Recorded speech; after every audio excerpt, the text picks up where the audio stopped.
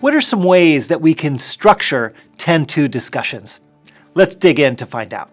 You might provide students a sentence starter or a sentence frame or some vocabulary that you would like them to include in their discussion. This helps to combat the "I don't know what to say" problem that some students come up with sometimes, where they really aren't sure how to get started.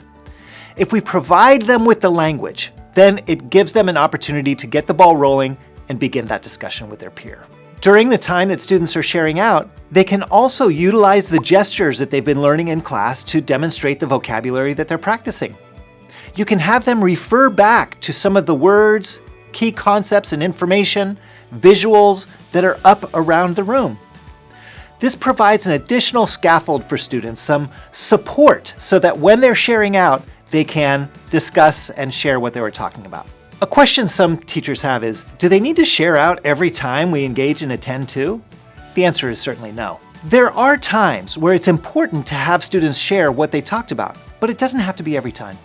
Let me tell you a little story. I was once doing a graphic organizer input chart, or GOIC, of a world map in a first grade class.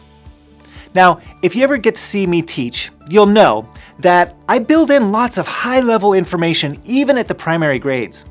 So when we were doing the world map, of course, we were discussing the continents and the oceans, but I also added in things like the compass rose, the equator, the prime meridian, latitude and longitude. Well, at one point I got to the North Pole. Now, you can just imagine what the students started saying when we got to North Pole. These are first graders, and many of them started wiggling around and saying, "Santa, Santa," and they all wanted to talk about Santa Claus. Now, as a culturally responsive educator, I said to the students, yes, some people celebrate Christmas, and Santa Claus is a part of Christmas, but not everyone in the world does. Of course, the students didn't really take that in or didn't really care about that part. They just wanted to share about Santa. I tried to move on and move to the South Pole, but the students were not having it. They absolutely had to talk about their experiences with Santa Claus. This was a great opportunity for me to provide a 10-2 discussion to the students. It was clear to me that they were not going to move on with the content until they could get out what they needed to say.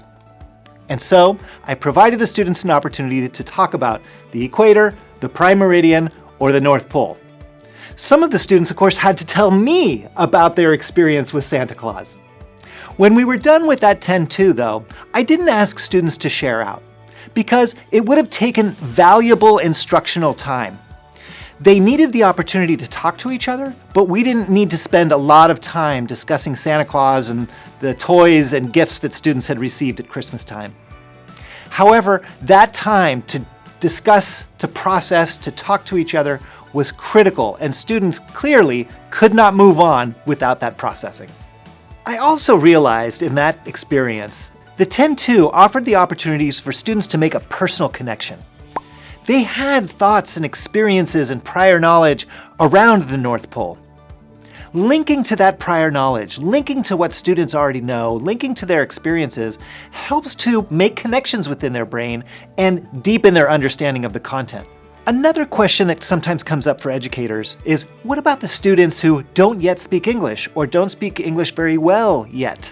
The 10-2 discussion is a great place for students to process in their native language or their primary language.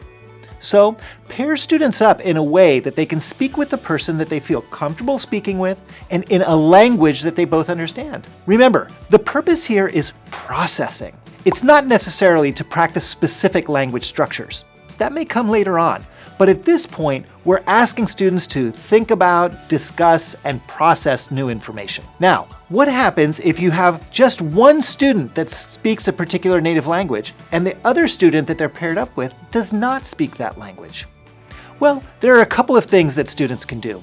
One, they can incorporate in gestures, as we've discussed, to communicate what they're talking about.